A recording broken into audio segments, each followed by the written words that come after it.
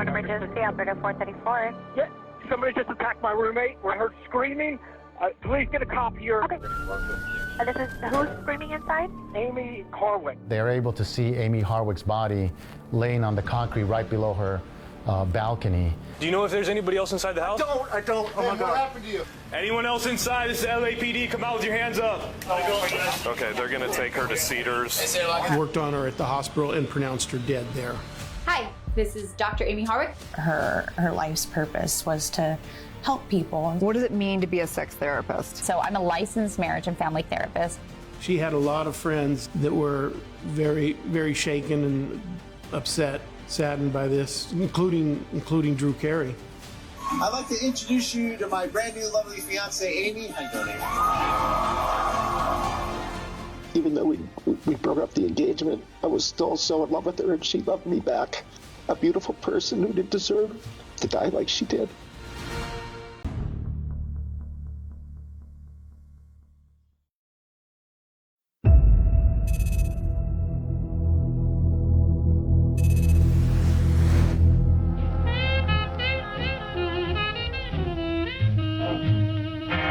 I am a burlesque dancer and producer here in Los Angeles. My show, it's called Beauty of Burlesque.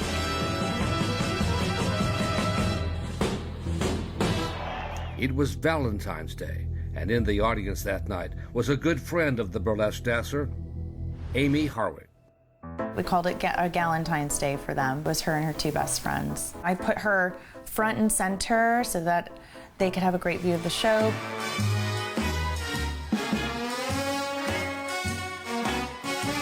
It was special having her there. They were having a blast. They were taking pictures and laughing and celebrating. We were all having such a great time. Sometime after midnight, Amie Harwick headed home to the place in Hollywood Hills she shared with a roommate. She does not know what's waiting for her back at home. 1 emergency, operator 434. Yeah, somebody just attacked my roommate. We're at 2086 Mound Street. Find anything. Okay, how was he assaulted? What happened? It's a C. I don't know. I was downstairs. I heard screaming. Please get a cop here. Okay, this is who's screaming inside?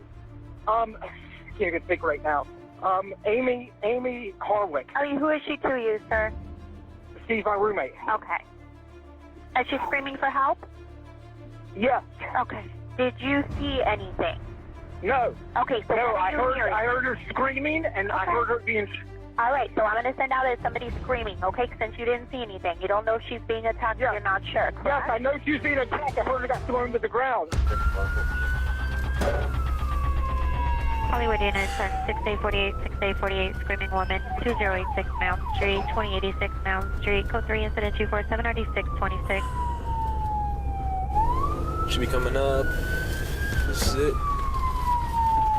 And then Mound is gonna be on the first right. On the first right? Yep. All right, and your name?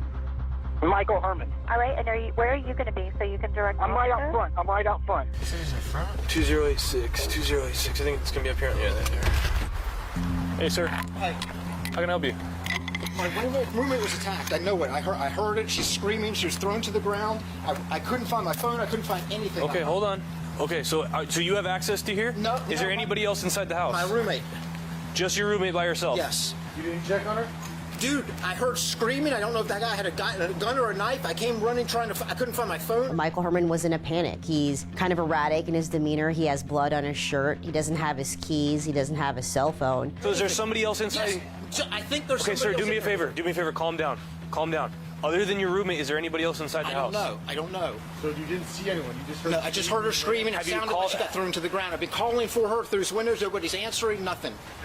They don't know if Michael Herman is a victim, a witness, or a suspect. And then they also have to try to get into the property, which is locked at this point. So where's your key at? Inside, downstairs. The back door's open. Here, come on. Here. You're good. You're good. You're good. You're good. Once the police officers jump over the wrought iron fence, they are guided by Michael Herman to the backyard.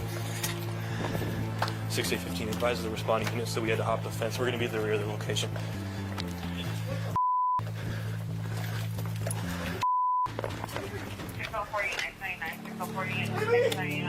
Sir, sir, come here. Relax. Take a seat. Take a seat. Oh my God.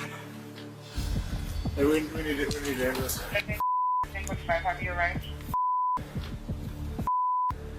What was going on tonight? I was asleep. I've been asleep all night. They are able to see Amie Harwick's body laying on the concrete right below her balcony, and she appears to be unconscious. She's going through seizures. Hey, we need to.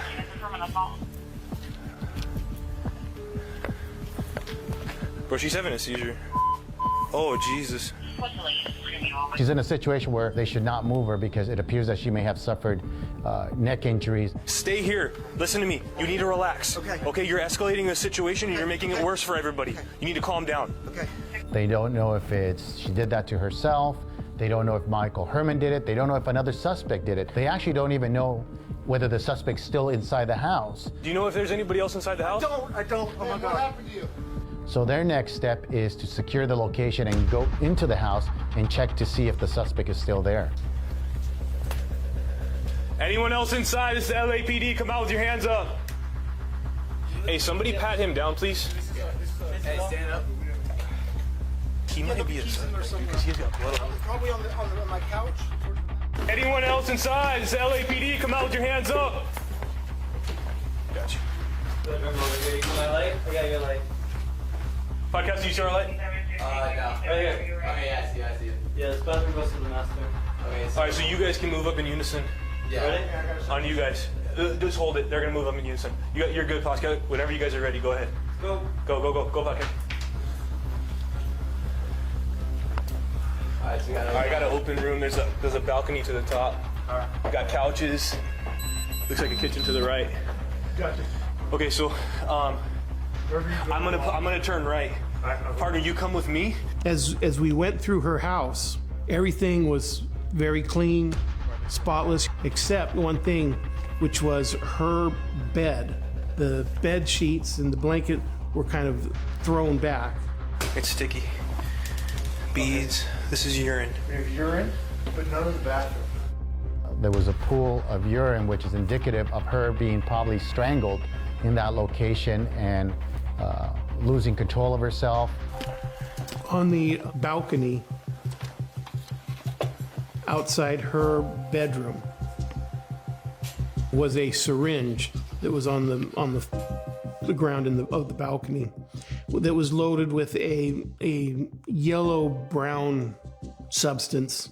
You know, law enforcement doesn't really know what to make of it when they first encounter it. They think it's drugs of some sort, heroin, maybe methamphetamine. So there's a loaded syringe on this right here. A loaded syringe. So, sir, do you know her history of drug use? She's sober. She doesn't drink it. She didn't even drink. She doesn't drink. She doesn't even drink. She's sober. So nobody in this house is doing drugs? I smoke pot and stuff, yeah. Okay, what do you mean and stuff? Well, I smoke pot. That's it? Shrooms every now and then. Yeah. Okay, so she's sober completely? She's sober completely. How sure of that are you? I'm positive. I'm absolutely sure. What do you think here? I don't know, dude. Something's off. Dude, that rig is loaded completely. Yes, it hasn't been used yet. It hasn't been used. Hey, can I see your hands? Yeah. That's where I poked it on the climbing over the fence. Oh, okay, got it. He had scratched himself. The officers were a little suspicious of that, if his story, was true, or did he get that during an altercation? What about this one here? I don't know what that is. I guess from the fence too. Can you pull your sleeve back on this one right here? Oh no, on this one right here. This one. Can you flip it for me? Do me a favor, look up. Can you pull your shirt down a little bit? Sure. It's really like shady. This whole thing's very weird. And then did you see that? How it's wrapped around them? It's weird.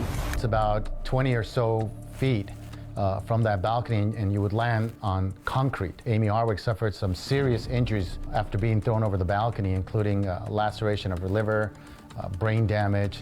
It's my sincere hope that by the time she was thrown off that balcony that she was in fact unconscious.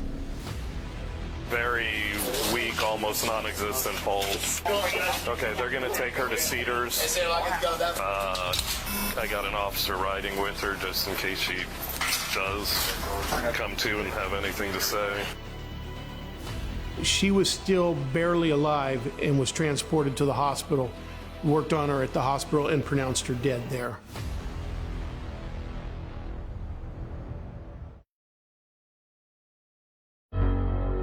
Breaking news, horror in the Hollywood Hills. The shocking death over the weekend of Amie Harwick, Killed at her Hollywood Hills home. Hi, this is Dr. Amie Harwick. Amie was well known across Los Angeles for her work as a sex therapist. What does it mean to be a sex therapist? So I'm a licensed marriage and family therapist, and after that I went to school and got an additional degree in sexuality. Once a go-go dancer herself, Amie had earned a PhD and focused on helping women in the adult entertainment business. Hi, this is Dr. Amie Harwick. I'm going to be going over what anxiety is, how it presents differently, how this may affect sex workers or people that work in the adult industry. Happy birthday to you. Oh, thanks so much. Her support really was the glue for so much of our community. Her life's purpose was to help people. I thought, how is this possible? I was devastated, to say the least. Amie Harwick was my best friend, and anyone she met was instantly captivated by both her charm, her beauty, and just her kind of intense way of talking to people.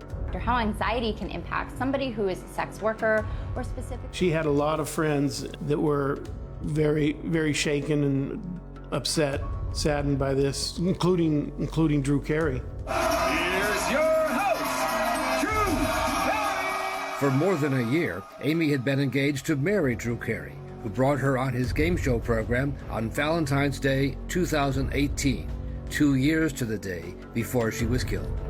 I'd like to introduce you to my brand new lovely fiance, Amie. How you doing, Amie? Even though we broke up the engagement, I was still so in love with her and she loved me back. Carey gave an emotional tribute to Amie on his weekly music podcast. I could never hear these songs again without thinking of her.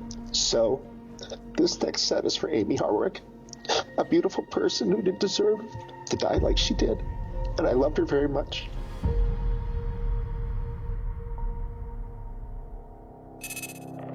Homicide detectives had worked through the night.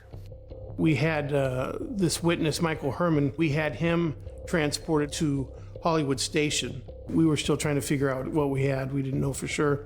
Can you remember? Do you still hear screaming? I still heard screaming when I was still hearing screaming. Now, and when we were at the house, you also because when I was yelling, because when I was leaving, I yelled up there, "Hey, mother!" really loud because I wanted her to think I was coming upstairs, so maybe he'd stop and run. He would know that he's not in the house alone. With the two of them. Right.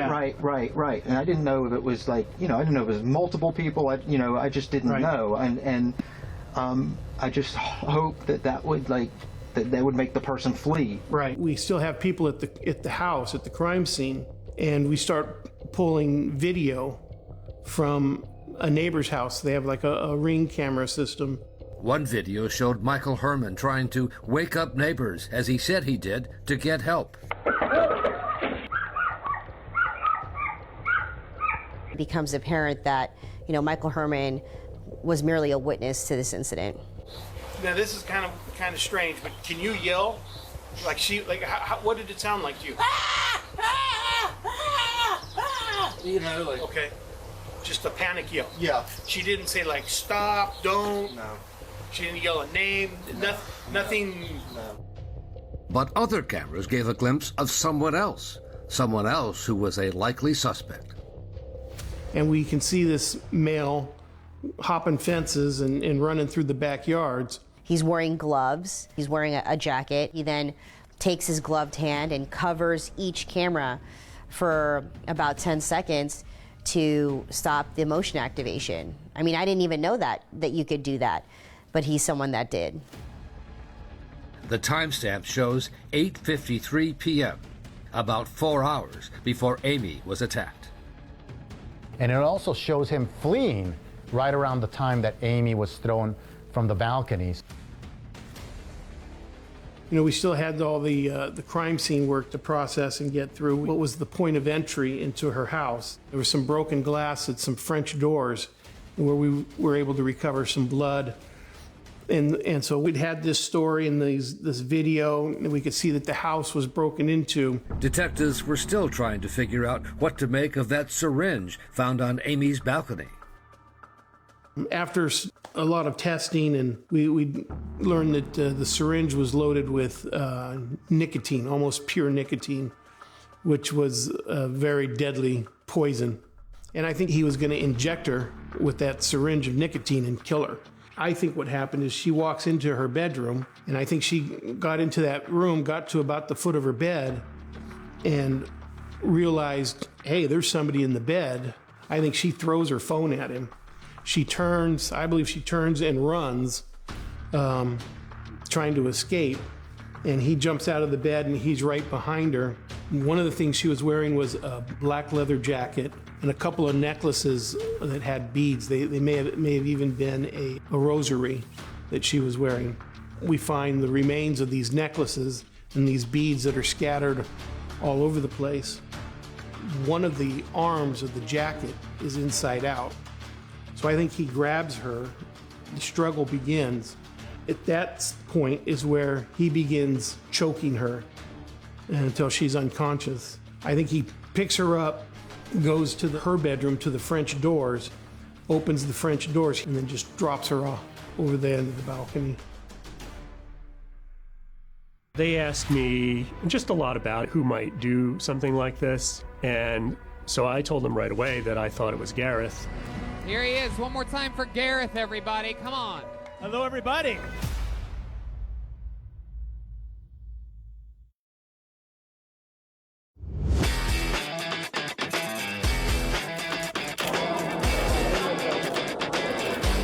The XBiz Awards, as we learned, are adult entertainment awards. It's like a gala event. They have a red carpet. Because of her work in the adult film world, Amie Harwick had been invited to attend the XBiz Awards and walk the red carpet. The red carpet was at the end of January, and she was killed in February. We have pictures of her on the red carpet, and she was really looking forward to this red carpet. You know, she liked to dress up, and she liked to be photographed, and so it was a big thing for her. Until she spotted this man. Gareth Pursehouse was at this red carpet event as a photographer, as an ex-boyfriend and a stalker from the past.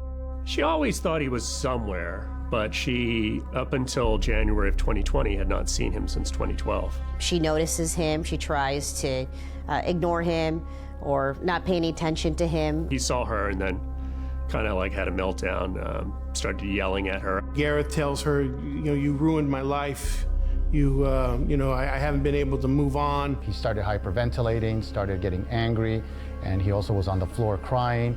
And she tried to appease him at that point by talking to him. She was trying to be cool, professional, and just tried to explain to him, that, hey, we both have to move on with our lives.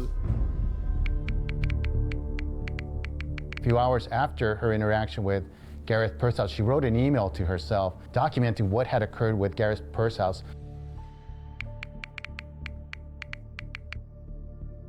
She was extremely worried about him, was afraid for her safety.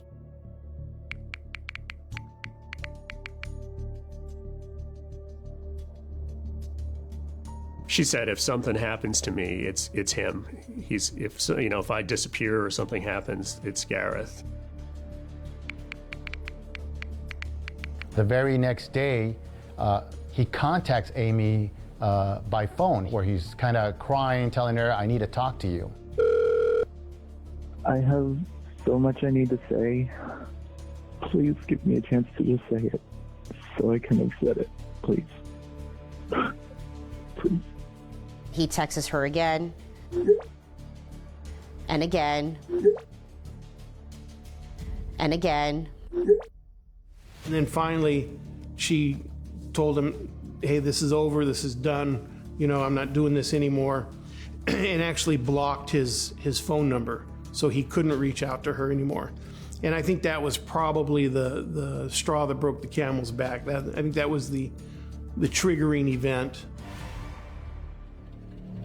We do some quick work and we get a photo of Gareth Pershouse. And after observing the video, we're able to say, hey, this is the one and the same guy. And they're able to definitively identify who that is on video. And it also made sense, given what her friends were telling them, that Gareth Pershouse had caused fear, and Amie feared him. When they first broke up 8 years earlier, Amie had actually gone to court to get a restraining order against Gareth. He had been extremely abusive with her. He beat her up, pushed her out of a car on the freeway, and a bunch of things like that. You get a restraining order, yeah, you want to lay everything out and you want to have a good paper trail. But the bottom line, a piece of paper is not going to save you if the person is intent on doing evil. Would I imagine him assaulting her? Yes. But murdering her? No. If this is a guy who, just wants to talk to Amie, why are you gaining entry into her home that way? You likely had to research the area. How do you know that you could access her home through her neighbor's yard? The way he exited the house, he'd had to run by Amie's body that was laying on the ground. And, he didn't stop. He didn't go look for someone for help. He just ran right by her body, someone he allegedly cares and loves. All those actions and all those things I just described goes to show, not only his intent, but his premeditation and deliberation in killing Amie. By 5 in the afternoon that day, just 16 hours after police were first called, the LAPD had tracked down Gareth Pershouse and charged him with the murder of Amie Harwick. He's photographed and he's booked and placed into custody. It's apparent that he received some cuts from breaking into Amie's home, as well as suffered injuries from a struggle that took place between himself and Amie. He has scratches around his arms area, as well as his legs.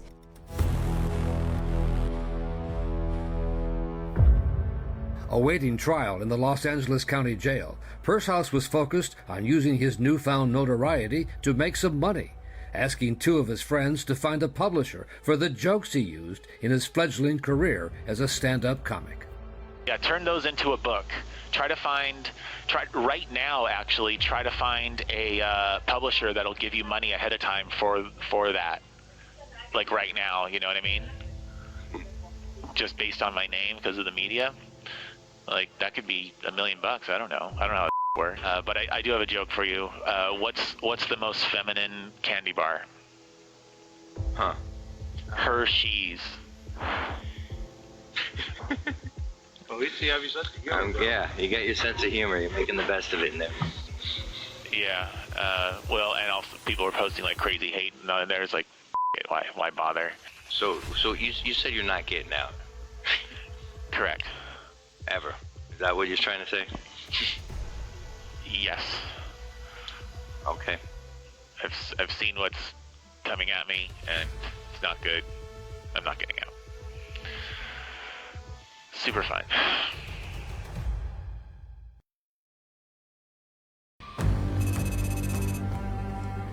We're going to Los Angeles now for the first day of the trial of Gareth Pershouse, charged in the murder of his former girlfriend Amie Harwick, well known in Hollywood as a sex therapist and one-time fiancé of Drew Carey. Her family was there every single day of trial. I didn't want him ever feeling comfortable enough to look over his shoulder and not see somebody there for her. Are you prepared to go forward, Mr. Harwick? Yes. You may. Good morning, ladies and gentlemen. Amie Harwick was brave. She wanted to live. She fought to live.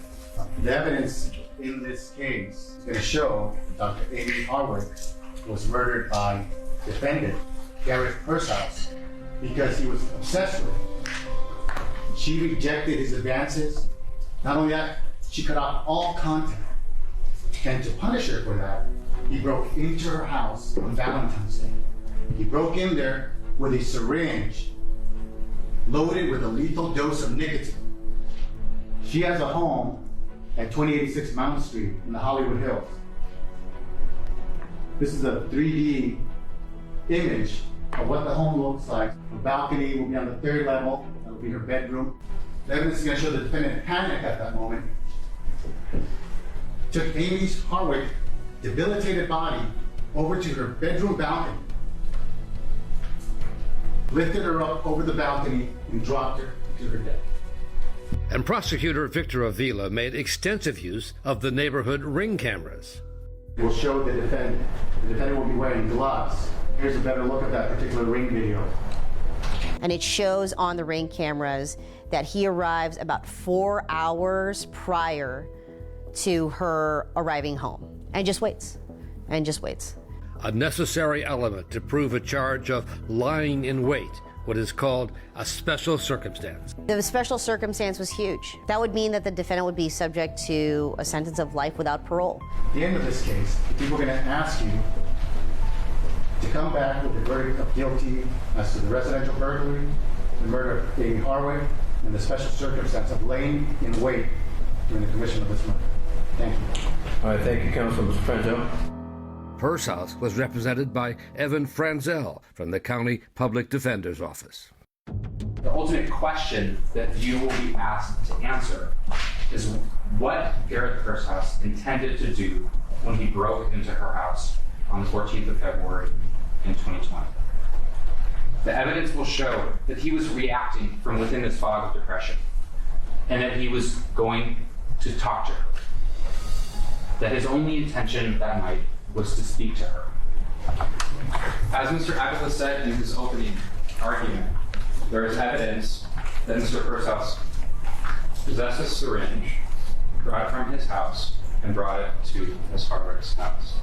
One reasonable inference of him bringing the syringe to her house and inside of her house is that he intended to kill her. Another reasonable inference is that he brought it intending to kill himself. You're also going to see in this trial this photograph, a photo shoot she did where she's posing here on the balcony. She had a certain comfort level with the balcony railing. One likely scenario for how Ms. Harwick came to rest where she did in the patio is that she comes home, encounters Mr. Pursehouse. In a panic, she runs through her bedroom to her balcony, climbs up and over the railing, attempts to lower herself or climb down, and is unsuccessful and falls. And the defense lawyer said their expert would testify using a recreation with mannequin dummies how that could have happened. We'll explain how one of the likely scenarios is that she was gripping the balcony railing with either 1 or 2 feet using the awning to brace her weight and fell from that position. The evidence will show that, yes, Gareth Pursehouse was waiting in her home. He broke into her home. Had he not been there, she wouldn't have died that night. That is not in dispute. He set a chain of actions into motion that led to her death. But the evidence will show that he never intended on killing her. But the evidence will show that he is not guilty of first-degree premeditated murder, and that he is not guilty of the special circumstance of lying in wait. Thank you. What seemed to be a constant theme in the defense's case is a lot of shifting blame. Shifting blame from himself to Amie, and we saw that constantly throughout the trial. People call Dr. Hernando Chavez the scam. Dr. Chavez had been with Amie at the red carpet event where she ran into Gareth Pursehouse. As I was walking towards them, the only words I heard was, "You ruined my life, you bitch." Will you ever see what his demeanor was when he said, "You ruined my life"? It was hostile and angry and elevated. She told me that she was scared, that she had long felt fear regarding this ex. On cross-examination, Purshouse's lawyer sought to play down what had happened. Would it be correct to say that you did not hear Mr. Pursehouse make a verbal threat of violence towards Ms. Harwick? Is that a correct statement? I consider the use of the word bitch a verbally threatening statement. So no.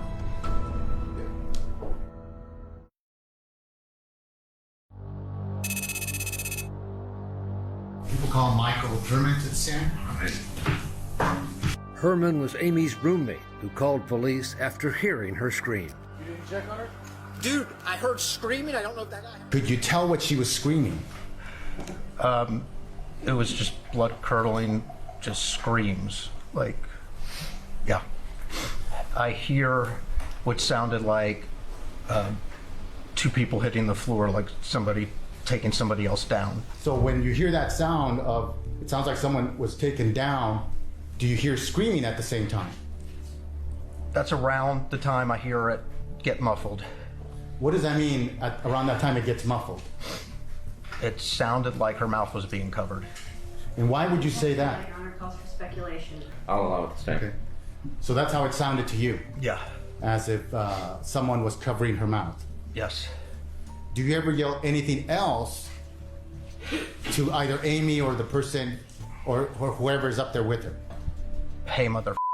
Well, can you yell it the same way you yelled it that morning? Probably not, but I can try. Go ahead. Yell it. Hey, mother. What did you believe would happen if you said that? I thought it would distract him, well, or the person from her. Why didn't you go up there and help Amie? I really was worried that if both of us were going to end up dead and that nobody would know. After Amie was taken away by the paramedics that day, did you ever see her again? No. I have nothing further.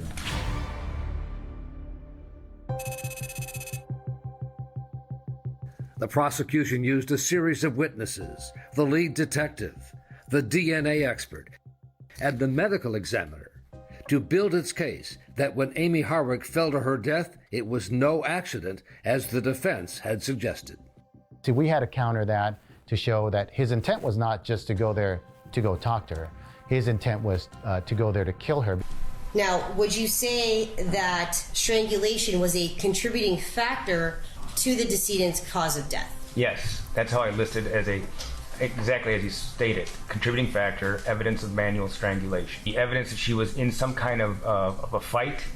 She has the injuries of her hands, defensive and assaultive type of injuries. But most significantly, she had those hemorrhages in those muscles on her neck. And those are consistent with manual strangulation.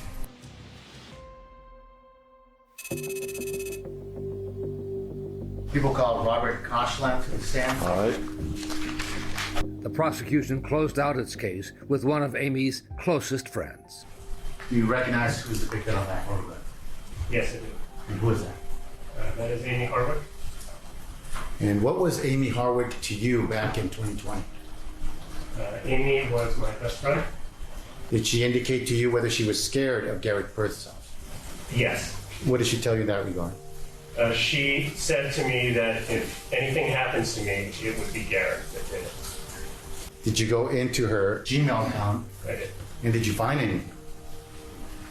Yes, I found an email that she'd written to herself regarding the incident at the expo sports. Is this what you read on the email? Tonight, I felt very scared. Prosecutor Victor Avila began to read the entire email for some 2 minutes. And he was breathing heavily and flailing his arms around. He was sobbing. His head was in his hands. He told me that no matter what he did, he couldn't stop obsessing over me. I was very scared. He told me that Kira... Sorry. I'm going to object to 352. Okay, the court's going to grant it. That is the text that you saw? That is the email I saw. Okay. In murder trials, you often don't get to know the victim's state of mind. In this instance, it's almost like she did testify. Really, just how scared she was of the defendant after her encounter with him that night. The prosecution wrapped up its case without calling her former fiancé, Drew Carey. He was on our witness list, but we definitely wanted to keep the attention and the focus of the jurors on Amie and the actual murder itself. We didn't want there to be a distraction of the evidence with Amie's past. Prosecutors now prepared for the possible testimony of Gareth Perth's, and the experts the defense said would show it was possible Amie fell and was not thrown from her balcony.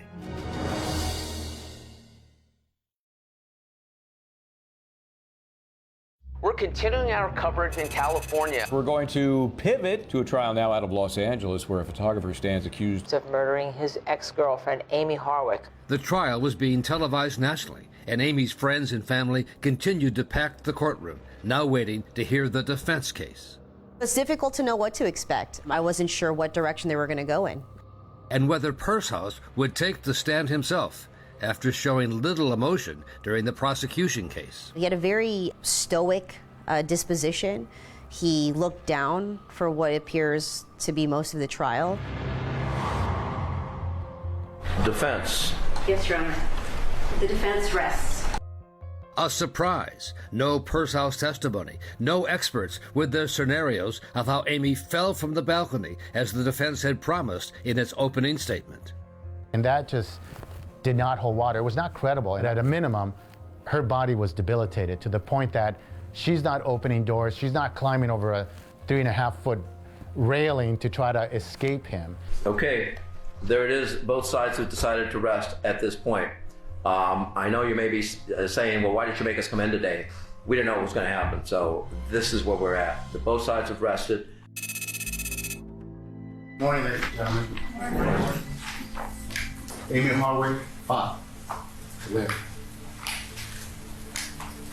But she was up against an opponent, a man who knew that he was much bigger than her, knew he was much stronger than her. Someone that his intent was not only to harm her, but to kill her. Because he feels entitled to her. He goes out of his way to get this pure nicotine. And he picks Valentine's Day. Why did he pick Valentine's Day? Well, Valentine's Day is a day where Amie, who's social, who has friends, would probably be out. The defense during their opening said, we're gonna hear from Bob Malik, who places her on these 3D stills holding on to the railing with one foot on the awning, speculating that whatever damage was in that awning, she caused it. He didn't testify. They said they were gonna call him, but they didn't call him. Ladies and gentlemen, Amie Harwick lost her life. She had a life to live. She did all she could. She did everything right. Hold him accountable for all his actions. Don't minimize what he did. Don't ignore everything he did. Thank you. Ms. Bernstein-Love, are you prepared to go forward? Yes. You may. This case boils down to a very simple question. Why did Gareth Pursehouse go to 2086 Mount Street on February 14th? The answer is clear. He went there because he was desperate to talk to Amie Harwick. Her death was never his goal. Her death would not alleviate his pain. He needed to talk to her. The intensity of his devotion to her was terrifying to him. We agree, Gareth Pursehouse had no business being in her home, but that doesn't mean he is guilty of first-degree murder.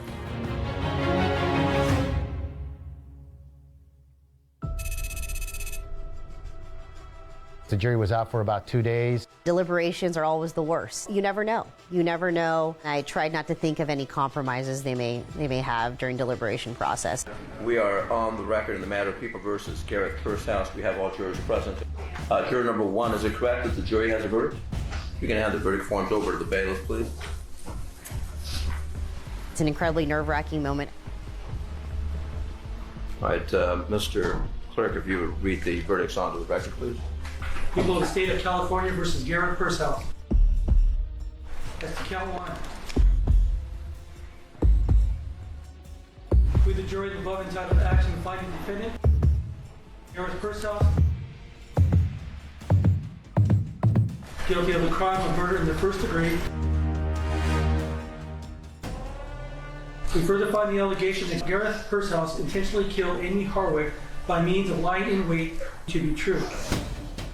Ladies and gentlemen of the jury, are these your verdicts? So say you one, so say you all? Yes. Thank you. That might have been the closest thing to seeing any emotion on him, because it did look like there might have been a little lump in his throat. It definitely, there's a look of fear on him. I think we all cried, definitely tears all around. There's really no winners and losers, it's just varying degrees of loss.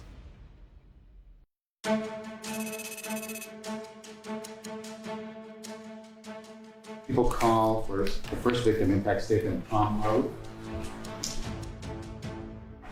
My name is Tom Harwick. I'm the forever grieving father of my dearly departed daughter, Amie. To the defendant, Amie did not deserve the fate that you forced upon her. I, Amie's family and friends did not deserve the grief you imposed on us. I now wish that your fate will be life imprisonment without any possibility of parole. This will be justice for Amie. Thank you, sir, and I'm sorry. You said that Amie ruined your life, Gareth Pursehouse. But that's not true. You managed to do that all by yourself. There's some satisfaction that her killer will receive little comforts in his days ahead. But this is still no solace for the people that knew her and loved her. Amie and all her magnificence is gone. For me, the scar of her loss will haunt us to our last days. Thank you.